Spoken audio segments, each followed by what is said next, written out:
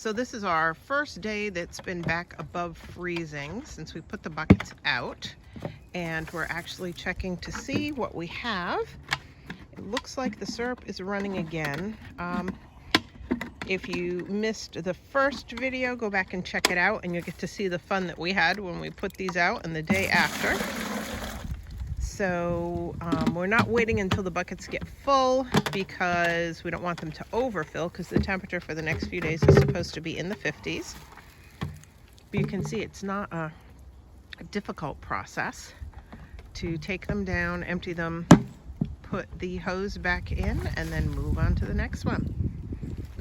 So the first one was probably about a quarter of the way full, and I'm gonna take a guess this one is gonna be about the same. And there we are, about a quarter of the way full with syrup. So let's go get the rest of these dumped and then we'll be back.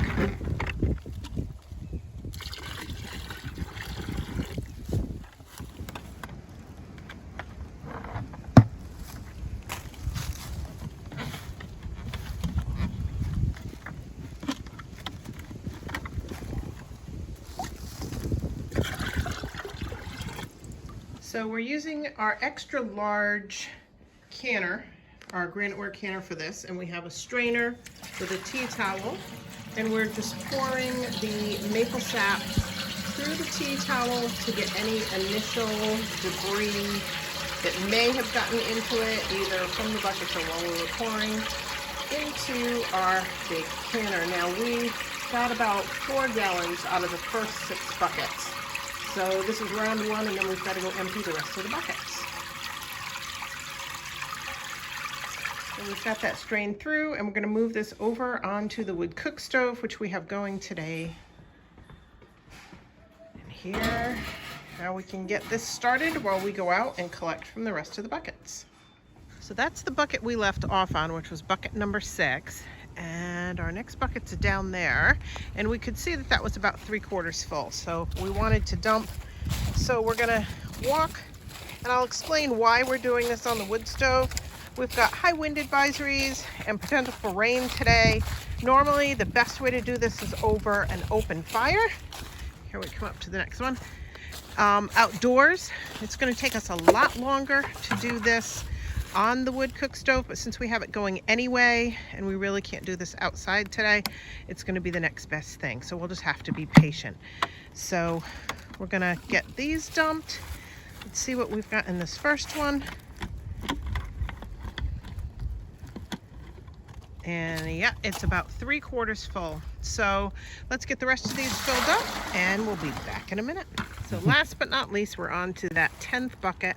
Now, if you remember back from the previous video, this is the one that was half full when we came out to check it, and it looks like it may be full up to the top. So we're gonna watch as Steve gets this down off the tree so we can see how much we have in there.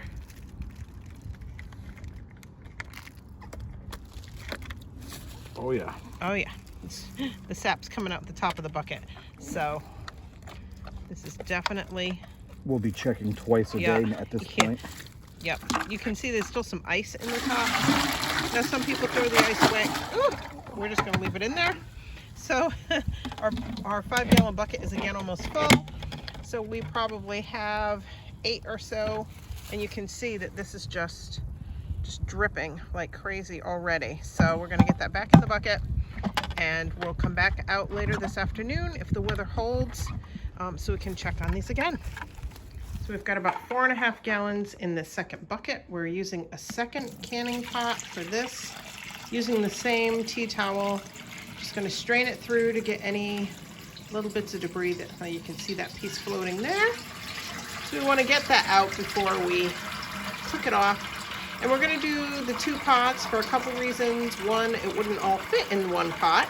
And this allows us, as it does start to evaporate down, we're just gonna pour from one pot into the other as it continues to evaporate down, and this will free this pot up. So if we go out and get more syrup this afternoon, we have some place to put it. So this is gonna be a fun process. Can't wait to see how it goes. All right, so we are temporarily covering both of these pots, which may seem counterintuitive to wanting them to evaporate off, but what we want to do is get them up to a boil. And once they come up to a boil, then we'll take the covers off. So you can see we have them, and little Jackie's down there. We have them on top of our wood cook stove. We use this to heat all the time, and that's why it's always going. And you can kind of see down here, and you can see that the oven temperature right now is at 400 degrees, which this is nice in the winter. It lets us cook, bake anytime we want, and it keeps the house nice and warm because this is our primary heat source for the main part of our house. So right now our wood box is pretty empty. Put the last few pieces in here to keep this going. So we're gonna go out, get some more wood so we can get this stuff evaporated off as quick as possible, and we will be back. All right, so stepping out the back door, we're gonna go walk out to where we keep our wood stored. It's close to the house. Right now things are kind of muddy because the 2 feet of snow we had has kind of melted off. And so how do we keep our house warm and use the wood cook stove all year? Well, underneath these tarps, because of all the snow we've had, is wood. And we are now over halfway through February, and we still have this much left. We put aside about 6 cords a year. Not that we're going to burn through that much, but you can see it's all stacked up underneath here and stacked up underneath here. So we let it season before we burn it, of course.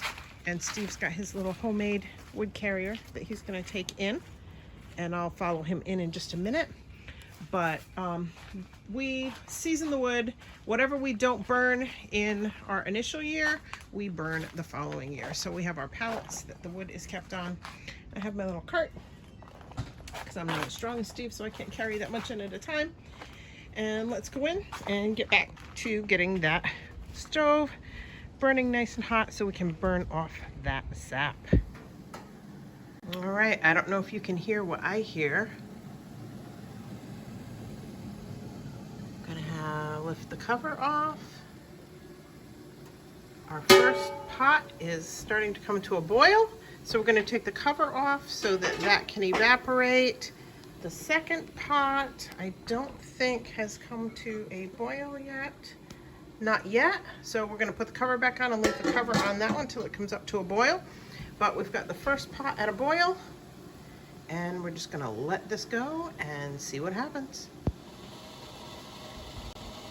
So what was about 9 gallons of sap has really been boiling down. We've had it going since yesterday. What was 2 pots is all in just the bottom of this one. So we just went out and got another 5 gallons, and we're gonna marry that into this after we have it strained.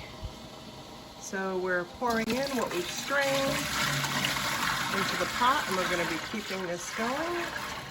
We've got more to strain and put in, but the process continues.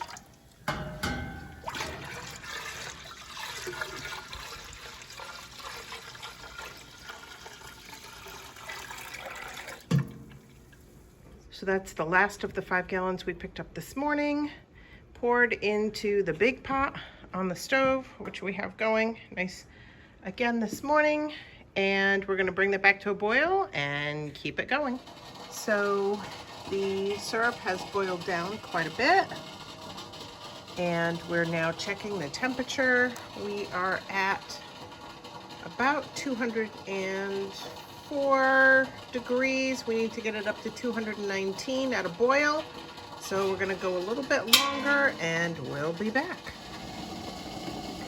So the sap has really boiled down. You can see that it's now a nice golden color. We've hit our 219 degrees, so we're going to get it off the stove and get it strained again.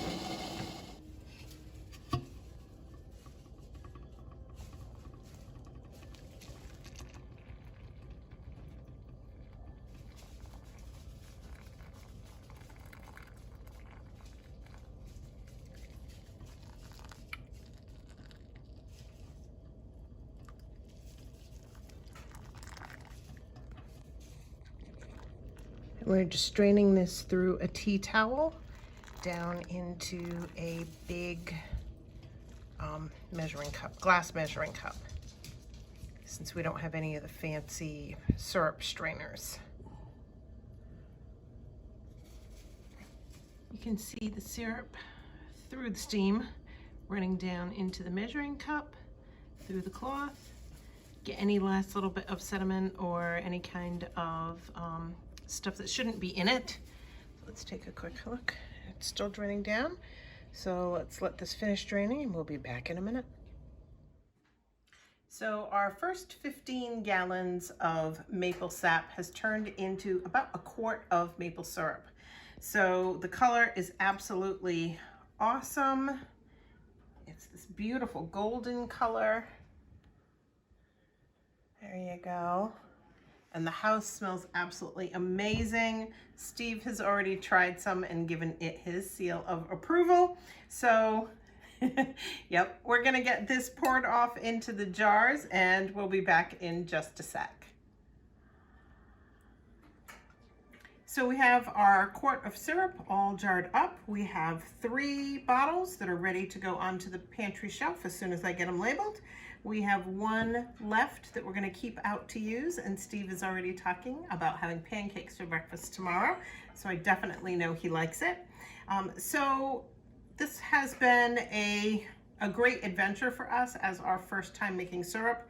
This is really only from about 3 days worth of sap collecting, because we had that snowstorm and then temperatures went down below freezing and we weren't getting any sap out of the trees. So we are still going to be collecting more. We do still have our 10 buckets out there, and the temperatures are supposed to go above 50 during the day and below freezing at night by middle of this coming week. So super excited to be able to collect some more and see how much sap we can make. So now that the syrup is finished for this batch, we're going to continue on collecting more sap, making more syrup while we can this year. We'll make sure to leave links to all the items we used to make the syrup and what we also used when we were collecting the sap. Remember, give this video a like if you enjoyed it. Share it out. It super helps our channel. And if you haven't already subscribed, subscribe. And until next time, everybody, have a good one. Bye.